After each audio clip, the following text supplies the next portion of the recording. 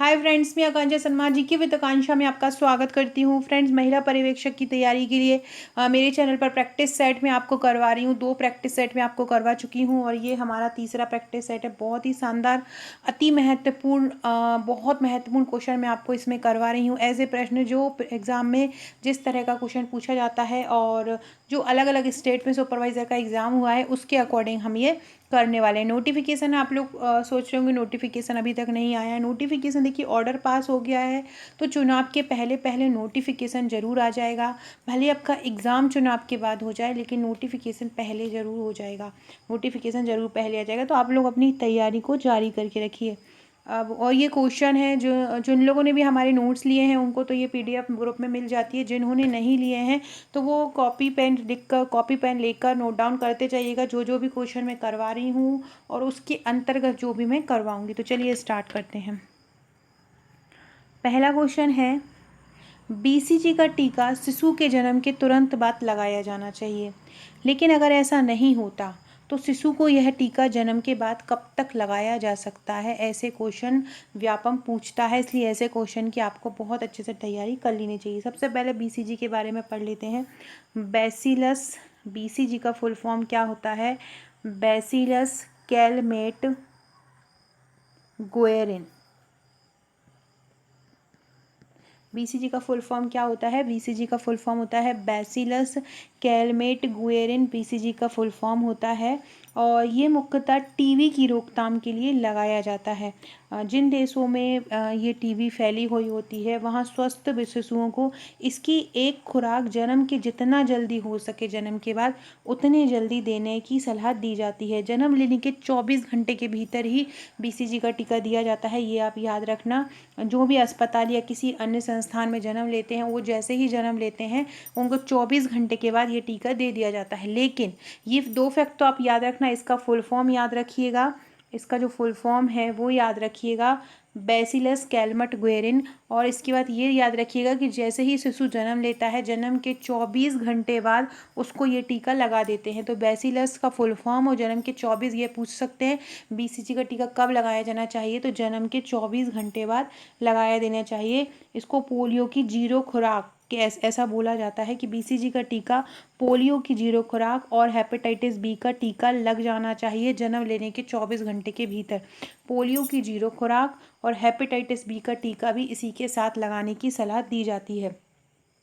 तो आपको याद रखना है, बीसीजी का टीका और पोलियो की जीरो डोज जन्म के 24 घंटे बाद दी जाती है। लेकिन वो इस क्वेश्चन में क्या बोल रहे हैं कि अगर किसी कारणवश जन्म के 24 घंटे बाद वो तुरंत बाद अगर शिशु को ये टीका नहीं दे पाए तो फिर इसके बाद भी कोई चांस है क्या? कभी लगा सकते हैं 3 माह तक, 5 माह तक, 7 माह तक या 9 माह तक। तो अगर ये टीका नहीं लग पाया है तो आप 9 माह तक इसको लगा सकते हैं। कब तक लगा सकते हैं? जन्म के 9 माह तक। किसी कारणवश अगर शिशु को जन्म लेने के तुरंत बाद ये टीका नहीं लग पाया है तो जन्म लेने के तुरंत 9 माह बाद इसको लगा सकते हैं। 9, याद रखिएगा, 9 माह तक। फ्रेंड्स, एक और आपसे पूछेंगे कि ये जो टीका है बीसीजी का ये किस लिए लगाया जाता है, तो शिशु को टीबी और एक बीमारी होती है मेनिनजाइटिस, उसकी रोकथाम के लिए या उससे सुरक्षित रखने के लिए बीसीजी का टीका लगाया जाता है। तो बीसीजी के ये सभी फैक्ट याद रखिएगा।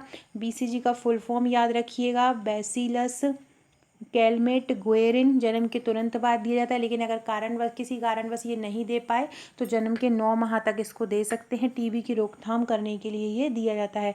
फ्रेंड्स, ये मेरा व्हाट्सअप नंबर है, इसको नोट कर लीजिए। अगर आपने आपका नंबर मेरे पास व्हाट्सअप पर सेव नहीं कराया है तो सेव करा लीजिएगा।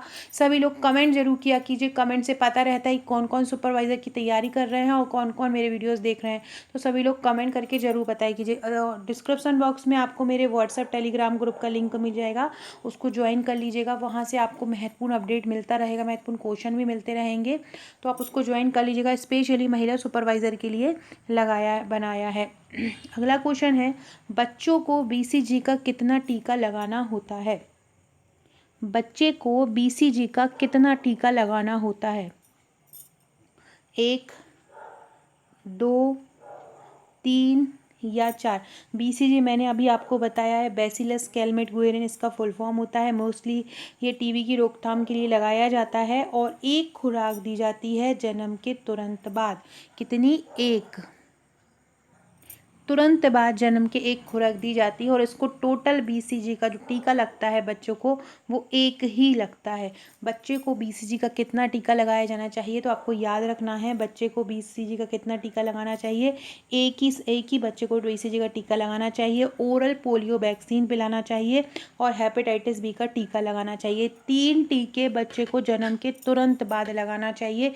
ये तीनों आपको याद रखना है। एक तो कौन सा, बीसीजी, एक पोलियो का जिसको 0 डोज बोलते हैं पोलियो का, या ओपीवी 0 भी बोला जाता है, और एक हेपेटाइटिस। ये 3 टीके ऐसे हैं बच्चा जब होता है तो उसके तुरंत बाद ये दिए जाते हैं। तो ये क्वेश्चन याद रखिएगा, बच्चे को बीसीजी का कितना टीका लगाया जाना चाहिए। बच्चे को बीसीजी का एक टीका लगाना चाहिए। अगर ये नहीं लग पाया तो आप 9 माह तक इसको लगा सकते हैं, लेकिन इसका जो लगाने का समय माना जाता है वो ज़्यादा से ज़्यादा तुरंत बाद और ज़्यादा से ज़्यादा 6 माह तक उचित समय माना जाता है। लेकिन अगर नहीं लगा पाते हैं तो आप इसको 9 माह तक लगा सकते हैं। अगला क्वेश्चन है, और आपसे ये भी पूछ सकते हैं जो बीसीजी का टीका है वो कहाँ पर लगाया जाता है, तो बच्चे के बाईं बाह के ऊपरी हिस्से में। बीसीजी का टीका कहाँ लगाया जाता है, बच्चे की जो बाईं भुजा होती है, बाईं बाह भुजा होती है उसके ऊपरी हिस्से में लगाया जाता है। तो भुजा में लगाया जाता है, मांसपेशी, जिसमें मांसपेशी के द्वारा ये अंदर चला जाए। तो बीसीजी का टीका कितना लगाया जाता है, एक लगाया जाता है। एक ही लगाया जाता है, जन्म के तुरंत बाद लगाया जाता है। और कहाँ पे लगाया जाता है, बाईं भुजा में लगाया जाता है, ऊपर की साइड ये दिया जाता है। अगला क्वेश्चन देखते हैं, राष्ट्रीय टीकाकरण कार्यक्रम के अनुसार बच्चे को खसरे का टीका कब लगाया जाना चाहिए। खसरे का टीका 9 माह, 18 माह, 6 माह या 15 माह। खसरे का टीका खसरे की रोकथाम के लिए प्रभावी होता है। इसको पहली खुराक के बाद 9 माह से अधिक की उम्र के 85% बच्चे तथा 12 से अधिक की उम्र वाले 95% बच्चे इससे सुरक्षित हो जाते हैं। इसका जो सबसे अच्छा समय है खसरे के टीका लगाने का वो है 9 माह। खसरे के टीके लगाने का सबसे अच्छा समय क्या है, 9 माह। जैसे ही 9 माह की उम्र पूरी हो तो खसरे का टीका बच्चे को लगा देनी चाहिए तथा विटामिन ए की पहली खुराक भी दे देना चाहिए। 9 माह में विटामिन ए की पहली खुराक भी दे देना चाहिए और खसरे का टीका भी बच्चे को लगा देना चाहिए। एक पीसीबी बूस्टर होता है जिसको बोलते हैं pneumococcal conjugate vaccine, PCB. PCB booster भी 9 माह की उम्र में ही बच्चे को दिया जाता है। 16 से जब 24 माह का होता है बच्चा तो उसको खसरा एवं विटामिन ए की दूसरी खुराक दी जाती है। पहले माह पे 9 माह में पहली खुराक दी जाती है खसरा और विटामिन ए की, और जैसे ही बच्चा 16 से 24 माह का होता है तो उसको खसरे और विटामिन ए की दूसरी खुराक दी जाती है। बच्चा जब 5 साल पूर्ण होता है तो उसको 6 माह के अंतराल में विटामिन ए की कुल 9 खुराकें दी जाती। पिछला वाला जो प्रैक्टिस सेट मैंने करवाया था, प्रैक्टिस सेट 2, उसमें मैंने विटामिन ए की खुराक के बारे में बहुत सारे एमसीक्यू करवाए थे। मैं हर बार यही बोलती हूँ कि आप महिला सुपरवाइज़र का एग्ज़ाम अलग अलग शिफ्टों में होना है। जैसे कि आप देखते हैं व्यापम के आपने और भी एग्ज़ाम दिए होंगे, तो अलग अलग शिफ्ट में होने से ये होता है कि एक पेपर नहीं बनता है, बहुत सारे पेपर बनाने रहते हैं, तो एक टॉपिक से बहुत सारे क्वेश्चन देते हैं। अब खसरे के टीके से ही अगर संबंधित कर लो तो खसरे से ही 15-20 क्वेश्चन मिलेंगे, तो अलग अलग शिफ्ट में डालेंगे। इसके लिए आपको ज़्यादा से ज़्यादा प्रैक्टिस करना है, ज़्यादा से ज़्यादा प्रश्नों की तैयारी करना है। आप सोचें कि आप मार्केट से एक बुक ले लें और उसको बहुत अच्छे से पढ़ लें तो आपका सिलेक्शन नहीं होगा। इसके लिए आपको ज़्यादा से ज़्यादा प्रैक्टिस करना पड़ेगा, ज़्यादा से ज़्यादा प्रैक्टिस क्वेश्चन लगाने पड़ेंगे, एक टॉपिक के ज़्यादा से ज़्यादा क्वेश्चन ढूंढना पड़ेंगे। आपकी इसी समस्या को हल करते हुए मैं ये प्रैक्टिस सेट लेके आई हूँ और मेरे नोट्स भी इसी समस्या को हल करते हुए आप देख सकते हैं। ये मेरे एमपी महिला सुपरवाइज़र के नोट्स हैं। ये 7 बुकलेट मिलती हैं। 7 बुकलेट में एक आपको 3000 प्लस एमसीक्यू का प्रैक्टिस सेट और एक 1000 वर्ड लाइनर का प्रैक्टिस सेट मिलता है। बाकी आपको 5 थ्योरी बुकलेट मिलती है। ये थ्योरी बुकलेट भी हैंड रिटन है, बहुत सरल भाषा में, एक एक टॉपिक को बहुत सरल भाषा में लिखा गया है, क्योंकि बुक इतनी लेंदी होती है, पढ़ने में समझ में नहीं आती है। ये हैंड रिटन तैयार किया गया है ताकि आपको ज़्यादा से अच्छे आप उस चीज़ को समझ पाएँ और तैयार कर पाएँ। ये प्रैक्टिस सेट है और ये 1000 वर्ड लाइन है। करंट अफेयर्स का डाटा हो, महिलाओं बच्चों से संबंधित करंट योजनाएं हो, स्वास्थ्य नीति हो, राष्ट्रीय स्वास्थ्य सर्वेक्षण हो, सब कुछ हमने यहाँ पे कवर किया है। और इस यहीं पर हम नहीं रुकते हैं, इसके साथ हमने आपको एक ग्रुप भी प्रोवाइड करा रहे हैं। ये व्हाट्सएप का पेड ग्रुप होता है, ये उन्हीं लोगों को मिलता है जो हमारे नोट्स परचेस करते हैं।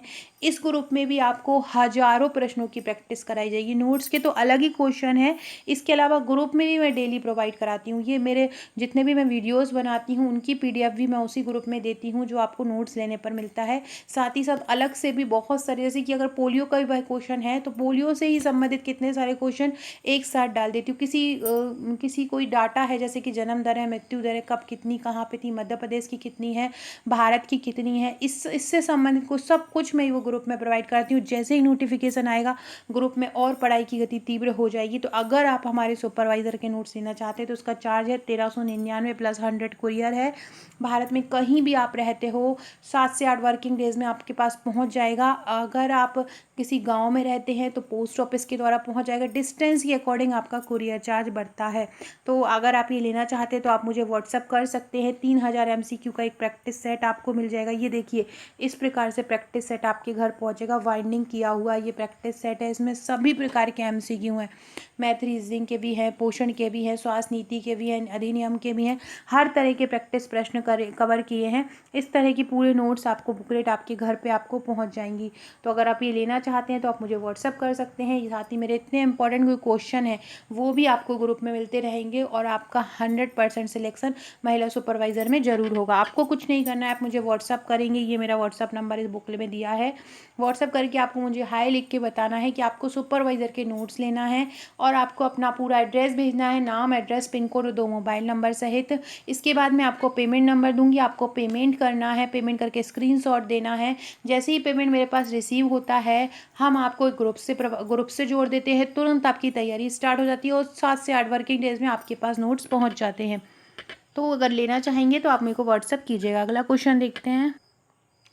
पहला क्वेश्चन हमने कर लिया था इसके पहले वाला कि खसरे का टीका 9 माह की आयु में दिया जाना चाहिए। और ये जो खसरा होता है इसको MMR, आपने एक सुना होगा MMR का टीका।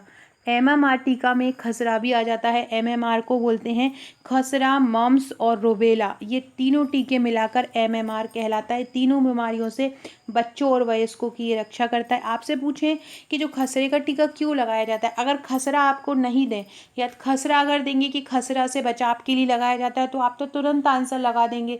लेकिन अगर खसरा ऑप्शन में आपको नहीं दें, रूबेला अगर ऑप्शन में दे दें तो रूबेला भी आपका ऑप्शन सही हो जाएगा। अगर आपसे पूछें कि खसरे का टीका इनमें से किसके लिए लगाया जाता है, आपको ऑप्शन में अगर रूबेला दे दिया जाए तो रूबेला भी आपका आंसर सही होगा। तो ये भी आपको याद रखना है। अगर वो पूछें कि खसरे का टीका रूबेला के लिए लगाया जाता है तो भी आपको अपना आंसर सही करना है। खसरे का टीका जो होता है, खसरा और रूबेला दोनों बीमारियों से बचाने के लिए होता है। खसरा, अब आपसे पूछे खसरा किस प्रकार का संक्रमण है, वायरल संक्रमण है। वायरल मतलब होता है जो वायरस द्वारा फैलता है। जीवाणु संक्रमण है जो कि एक बैक्टीरिया द्वारा फैलता है। तो मोस्टली जो जितने भी रोग होते हैं वो जीवाणु या विषाणु द्वारा ही फैलते हैं। इसके अलावा कुछ जैसे कि एलर्जी वगैरह होती है वो कवक द्वारा फैल जाती है। लेकिन मोस्टली मतलब 80 से 85% जो बीमारियां होती हैं वे वायरस या जीवाणु द्वारा फैलती हैं। तो वो भी आपको ध्यान रखना है कि किस विषाणु से कौन सी बीमारी फैलती है, किस रोगाणु से कौन सी बीमारी फैलती है, किस जीवाणु से कौन सी बीमारी फैलती है। ये क्वेश्चन भी सुपरवाइजर में बहुत, रोग जो टॉपिक होता है ना, रोग से बहुत सारे क्वेश्चन बनेंगे। मैं भी आपको प्रैक्टिस सेट में बहुत सारे करवा दूंगी और हमारे नोट्स में भी मैंने एक टेबल बना के बहुत अच्छे से उसको समझा दिया है, तो आप वहाँ से भी पढ़ सकते हैं। तो खसरा क्या होता है, एक वायरल संक्रमण होता है जो कि आपसे पूछे कि जो खसरा होता है वायरल संक्रमण तो होता है, लेकिन वो ये जो खसरा होता है वो किस वायरस के कारण होता है। ये जो खसरा होता है वो किस वायरस के कारण होता है, तो वो रूबेला वायरस के कारण होता है। खसरा किस वायरस के कारण होता है, खसरा रूबेला वायरस के कारण होता है, आपको याद रखना है। खसरा किसके कारण होता है, रूबेला वायरस के कारण होता है। और ये संक्रामक रोगों में से, ये घर में, परिवार में, मोहल्ले में किसी एक व्यक्ति को हो तो दूसरे व्यक्ति व्यक्ति में हो जाती है और एक व्यक्ति को खसरा हो जाता है तो ये 99% चांसेस होते हैं कि अगले आसपास जो जुड़े व्यक्ति हों उनको भी खसरा हो जाए। तो ये आपको ध्यान रखना है। खसरे से संबंधित जितने भी फैक्ट थे मैंने आपको करा दिए हैं। और जो MMR होता है, MMR मैंने आपको बताया है, खसरा, इसको कंठमाला भी बोलते हैं, और रोबेला, ये जो 3 रोग हैं उसके लिए ये दिया जाता है। MMR वैक्सीन, खसरा, मम्स और रोबेला। जो मम्स होता है उसको ही जो मम्स होता है उसको ही कंठमाला बोला जाता है। कंठ में उसमें बीमारी हो जाती है, मम्स हो जाते हैं। तो इसकी दो खुराक दी जाती है। खसरे की कितनी खुराक दी जाती है? खसरे की 2 खुराक दी जाती है। पहली खुराक अब 12 से 15 महीने, 9 से 15 महीने में दी जाती है और दूसरी खुराक 4 से 6 साल में दी जाती है। पहली खुराक 9 से 15 महीने और दूसरी खुराक दी जाती है 4 से 6 माह। तो आपको ये याद रखना है कि खसरे की टोटल कितनी खुराक दी जाती हैं? 2 खुराक दी जाती हैं। खसरा किससे होता है? खसरा वायरस से होता है। किस वायरस से होता है? रोबेला वायरस से होता है। किस वायरस से होता है? रोबेला वायरस से होता है। MMR इसकी वैक्सीन इसके लिए बनाई गई है। और पहला टीका कब लगाना चाहिए? 9 माह में। दूसरा टीका कब से लगाना चाहिए? 4 से 6 साल में। टोटल खसरे के कितने टीके हैं? 2 टीके हैं। अगला क्वेश्चन है, DPT, पोलियो तथा खसरे का टीका यदि सही समय पर नहीं लगाया जा सका तो यह कब तक लगाया जा सकता है? तो ये 12 माह की आयु तक लगाया जा सकता है। DPT, पोलियो तथा खसरे का टीका यदि निर्धारित समय पर नहीं लग पाया है तो इसको कब तक लगा सकते हैं? इसको 12 माह या 1 साल तक लगा सकते हैं। अगला क्वेश्चन है, DPT का बूस्टर टीका कब लगाया जाता है? DPT का बूस्टर टीका बहुत ही महत्वपूर्ण। DPT का बूस्टर टीका, देखो बूस्टर का मतलब होता है कोई भी एक टीका, 2-3 टीका नहीं लगाए हों तो उसकी जगह पे एक विकल्प के रूप में एक बहुत तीव्र टीका लगा दिया जाता है जो आगे पीछे के जितना भी कोई स्किप हो गया हो टीका तो उसको उसकी जो कमी है वो पूरा कर देता है।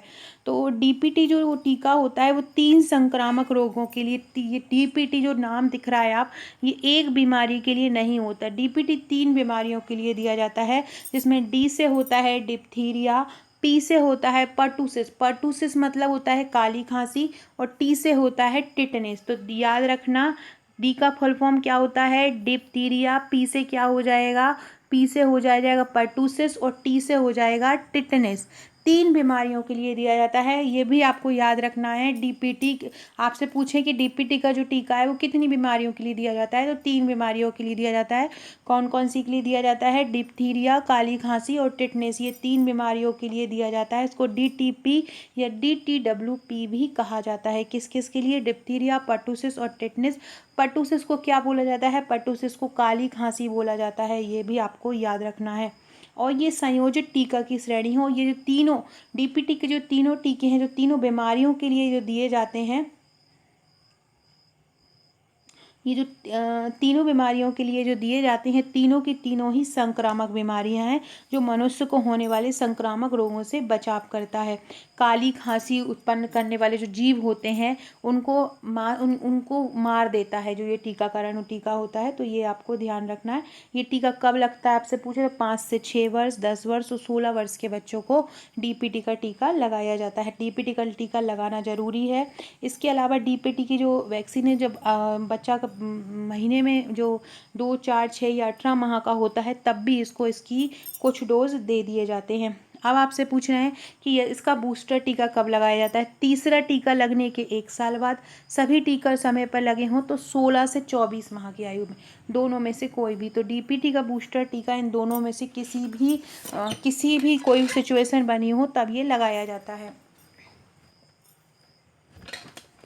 तो आपसे पूछें कि DPT का बूस्टर टीका कब लगाया जाता है? तीसरा टीका लगने के 1 साल बाद। सभी टीके समय पर लगे हों तो 16 से 24 माह या दोनों में से कोई भी। तो किसी भी दोनों में से कोई भी अगर सिचुएशन बनती है तो DPT का टीका लगा दिया जाता है। 3 बीमारियों से लगने के लिए ये DPT का टीका बनाया जाता है। 5 से 6 वर्ष, 10 वर्ष, 16 वर्ष, ये 3 ऐसे लगाए जाते हैं। और जब बच्चा छोटा होता है तो 2, 4, 6, 18 माह की उम्र में DPT का टीका लगाया जाता है। बूस्टर टीका कब लगाया जाता है? तीसरा टीका अगर लग गया है तो उसके 1 साल बाद, या सभी टीके समय पर लगे हों तो 16 से 24 माह पे लगाया जाता है। तो ये आपको याद रखना है, ये बहुत ज़्यादा इम्पोर्टेंट क्वेश्चन है। जो DTAP डिप्थीरिया का जो डिप्थीरिया, टेटनेस और काली खांसी है, ये मैंने आपको बता ही दिया। इसका फुल फॉर्म भी आपको याद रखना है। अब हम अगला क्वेश्चन देखते हैं। कमेंट सभी लोग ज़रूर करते जाइएगा, जो लोग भी कमेंट नहीं करते हैं।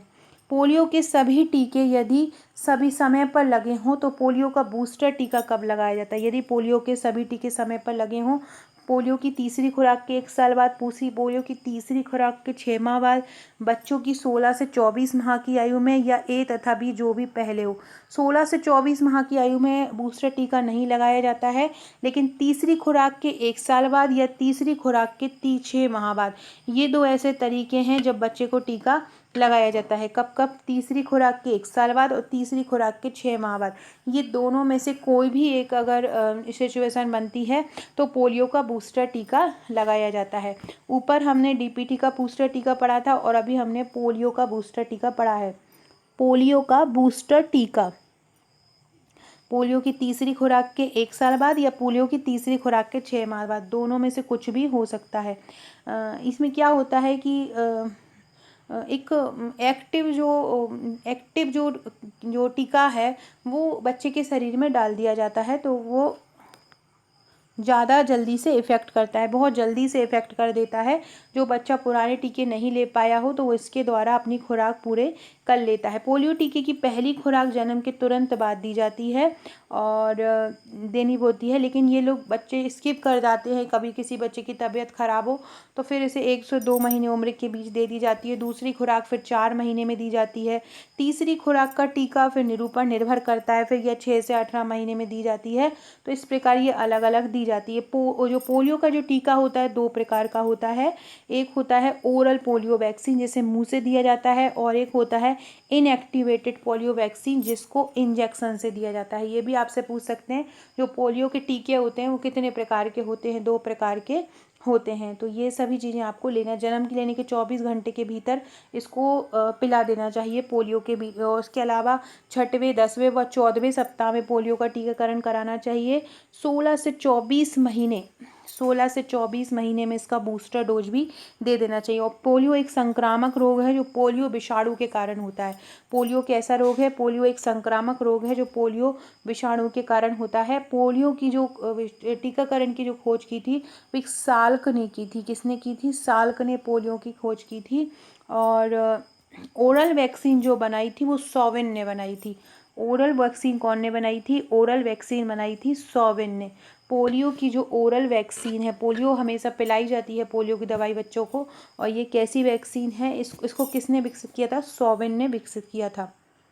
अगला क्वेश्चन है, BCG का टीका कैसे लगाया जाता है? मांसपेशी में, त्वचा में, जांघ के किनारे, या पिलाई जाती है? तो BCG का टीका त्वचा पर लगाया जाता है। BCG का टीका कहाँ लगाया जाता है? त्वचा पर। BCG का टीका कहाँ लगाया जाता है? त्वचा पर BCG का टीका लगाया जाता है। त्वचा के ठीक नीचे एक इंजेक्शन द्वारा दिया जाता है। नॉर्मली ये बाईं भुजा के बाईं बाह के ऊपरी हिस्से में दिया जाता है। बाईं भुजा के ऊपरी हिस्से में BCG का टीका कहाँ पे लगाया जाता है? बाईं भुजा के ऊपरी हिस्से में BCG का टीका लगाया जाता है। याद रखना, BCG का टीका कैसे लगाया जाता है? बाईं भुजा में लगाया जाता है, त्वचा में। यही एक ऐसा टीका है जो केवल त्वचा में लगा। आगे हम और टीके के बारे में पढ़ेंगे कहाँ पर लगाया जाता है, लेकिन BCG का टीका ही एक ऐसा टीका है जो कि त्वचा पर लगाता है। ऐसे ही क्वेश्चन आपको मिलने वाले हैं, ऐसे ही हजारों प्रश्न आपको करवाने वाली हूँ मैं। नॉर्मल जो एक चले आ रहे हैं पैटर्न, उस पैटर्न पे नहीं आएगा। शिफ्ट में एक पेपर आएगा तो अच्छे से अच्छे, कठिन से कठिन क्वेश्चन आने हैं, तो आपको ये अच्छे से कर लेना है। BCG का टीका कहाँ लगाया जाता है? त्वचा में लगाया जाता है। कहाँ पे? बाईं भुजा में लगाया जाता है, ऊपरी हिस्से में।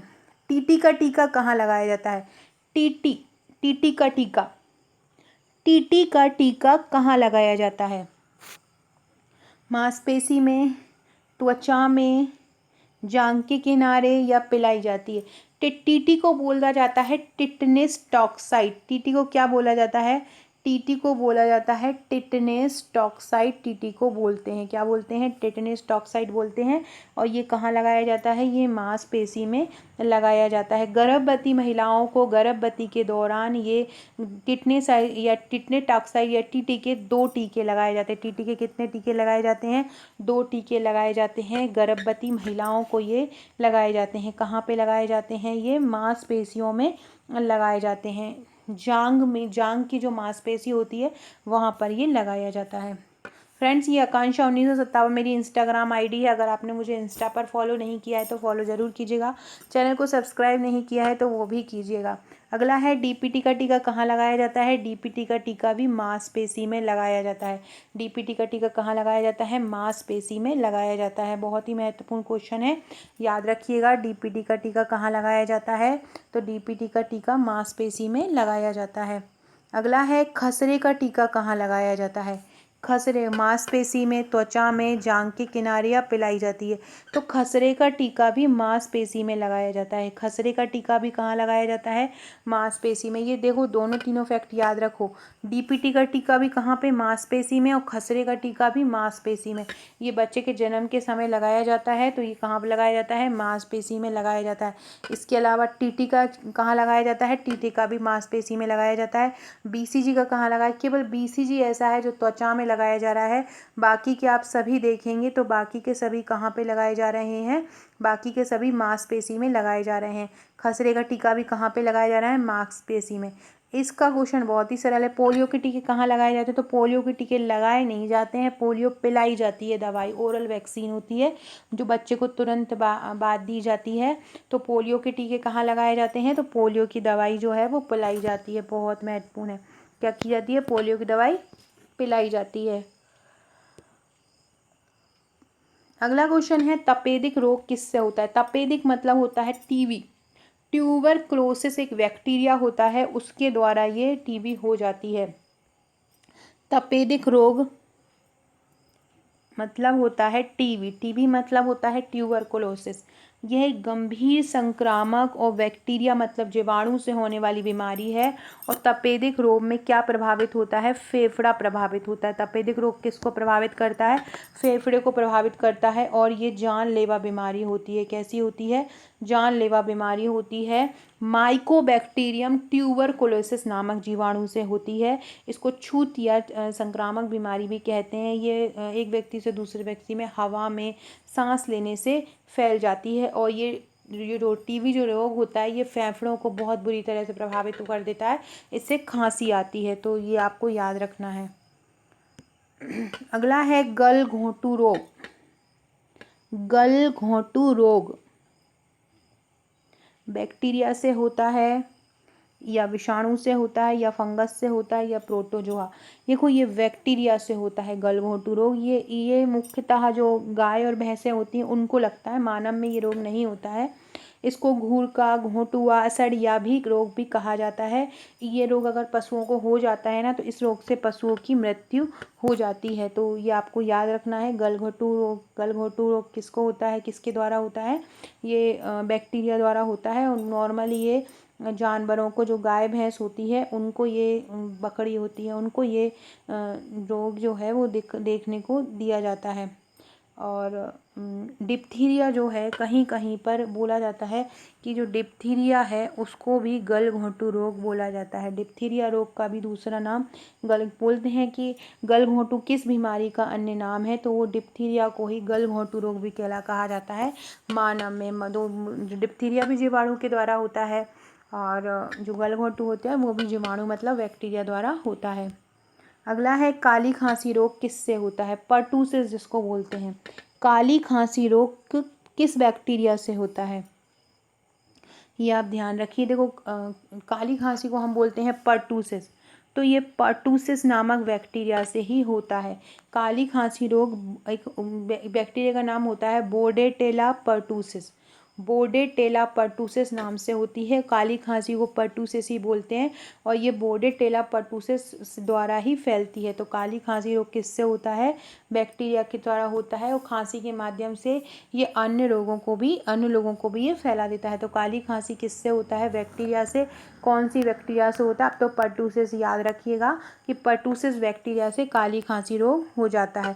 सो फ्रेंड्स, ये थे हमारे आज के क्वेश्चन। आप देखे होंगे बहुत ही शानदार सुपर डुपर प्रश्न थे। ऐसे ही और प्रश्नों के लिए चैनल को सब्सक्राइब कीजिएगा। नोट्स लेना चाहते हैं तो व्हाट्सअप कीजिएगा। Okay friends, thank you.